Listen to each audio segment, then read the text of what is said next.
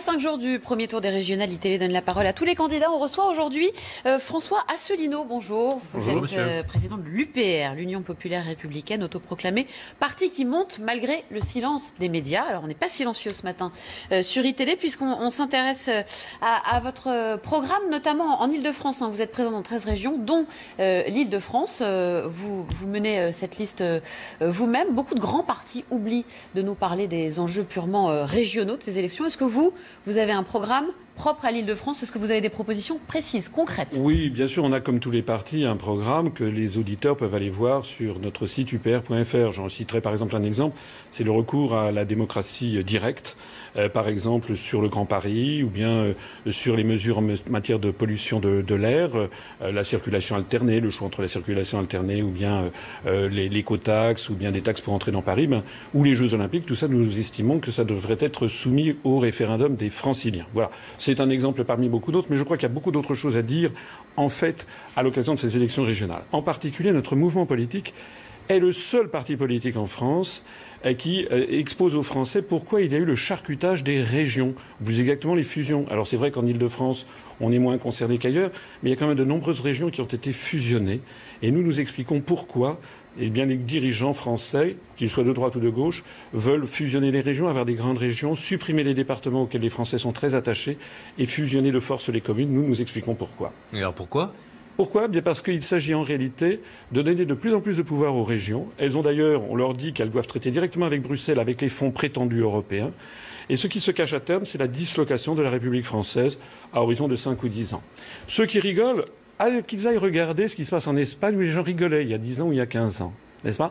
Actuellement, la Catalogne veut proclamer son indépendance dans le cadre de l'Union européenne.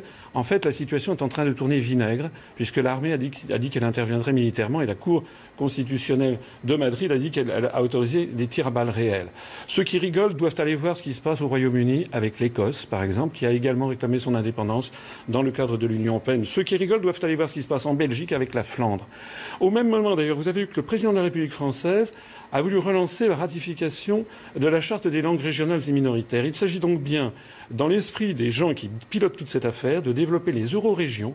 Et puis, à horizon de 5 ans ou 10 ans, on lui dira finalement, c'est le niveau de la République française qui est superflu et qu'on va supprimer. Le Nord-Pas-de-Calais-Picardie pourrait demander son indépendance, c'est ça que vous Oui, la Bretagne, par exemple. Regardez, M. Le Drian, ministre de la Défense et candidat tête de liste pour le Parti socialiste en Bretagne, il a souhaité les vœux pour les 50 ans de l'Union démocratique bretonne, de l'UDB. Il a d'ailleurs dit que c'était un sémaphore pour montrer la voie de l'avenir. Voilà. Donc nous aurons, avant 10 ans, des demandes d'indépendance dans le cadre de l'Union européenne. C'est évidemment des indépendances pour rien. Constitutionnelle, comme en Espagne d'ailleurs. Oui, la charte des langues régionales et minoritaires avait été jugée inconstitutionnelle par le Conseil constitutionnel en France en juin 1999, n'est-ce pas ? Ça n'empêche pas le président de la République de vouloir relancer la ratification. Donc on parle de l'Europe. Tiens, justement, allons-y. Il y a beaucoup de critiques autour du programme du Front National, critiques formulées par le patron du MEDEF ce matin même. Concernant l'euro, par exemple, l'UPR est favorable au maintien de la monnaie unique ? Non, nous sommes le seul mouvement politique français qui proposons aux Français de sortir de l'Union européenne et de l'euro par la seule voie possible, qui est l'article 50 du traité de l'Union européenne, et de sortir également de l'OTAN par l'article 13 du traité de l'Atlantique Nord. Madame Le Pen et le Front National, c'est de l'enfumage. Et je pense que si M. Gattaz parle constamment du Front National, c'est justement pour le faire mousser. Parce que vous savez, il y a quelque chose que les journalistes savent parfaitement et les médias, c'est que si on ne voulait pas que le Front National monte, on ne parlerait pas de lui. C'est d'ailleurs ce qui arrive à l'UPR.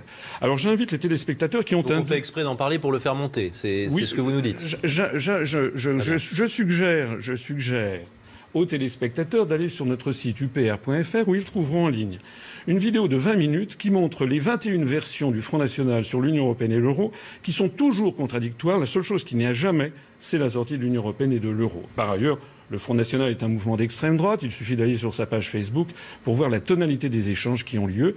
Si les téléspectateurs vont voir la page Facebook de l'UPR, ils constateront que nous sommes un mouvement parfaitement républicain, avec d'ailleurs une majorité de gens qui nous ont ralliés et qui viennent plutôt de la gauche. J'en profite, si vous me le permettez, pour signaler que nous sommes le mouvement en plus forte croissance de tous les partis politiques français. Nous avons dépassé les 9500 adhérents, nous avons actuellement 30 à 40 adhésions par jour. Et si vous ne me croyez pas, eh bien je vous invite à aller regarder les scores électoraux que nous avons faits. Aux élections européennes l'année dernière, on avait fait 0,41% des suffrages. Depuis le début de cette année, nous nous sommes présentés dans 14 élections départementales et une élection législative partielle. Nous avons fait une moyenne de 1,7%. Je pense que nous allons être la surprise, une des surprises en tout cas, de dimanche soir, lors de l'ouverture des urnes. Vous avez l'air de refuser l'étiquette politique droite-gauche. Pourtant, quand on regarde un petit peu votre parcours, on voit que vous êtes plutôt classé à droite. Vous ne voulez pas l'assumer publiquement ? Non, j'assume tout à fait mon parcours. Simplement, c'est le ministère de l'Intérieur qui est la seule autorité en France habilitée à classer un mouvement politique. Or, le ministère de l'Intérieur nous a classés en liste diverse et donc non classable ni à droite ni à gauche. Et vous vous classez comment ? Mais nous nous classons comme un mouvement de libération nationale. Ce que nous voulons, c'est permettre aux Français de... Vous ne voulez pas dire à droite ? Mais parce que ça n'est pas le cas. Il y a énormément de gens qui nous ont ralliés et qui viennent de la gauche. Et puis, de toute façon, allez regarder notre programme. C'est un copier-coller, à certains égards, de celui du Conseil national de la résistance de 1944. Est-ce que le Conseil national de la résistance était à droite ou à gauche ? C'était un mouvement de large rassemblement des Français pour reprendre notre souveraineté et notre indépendance nationale. C'est ce que nous proposons aux Français. Vous avez déjà exercé des responsabilités locales ? Oui, j'ai été effectivement au Conseil de Paris. D'ailleurs, j'étais au Conseil de Paris, j'étais en fait en non inscrit. Et l'une des dernières interventions que j'ai faites au Conseil de Paris, les gens peuvent aller le voir sur Internet, c'est que j'avais proposé la remunicipalisation de l'eau de Paris, ce qui d'ailleurs a eu lieu quelques temps après, ce qui prouve que je ne suis pas spécialement de droite. En tout cas, ce qui prouve que cette affaire a été suivie des faits, ensuite par la mairie de Paris. Je signale d'ailleurs que dans notre programme national, comme dans notre programme régional d'ailleurs, nous voulons revenir au service public à la française. Merci François Asselineau, président de l'Union populaire républicaine, tête de liste de l'UPR en région Île-de-France, candidat donc dimanche pour ce premier tour des régionales.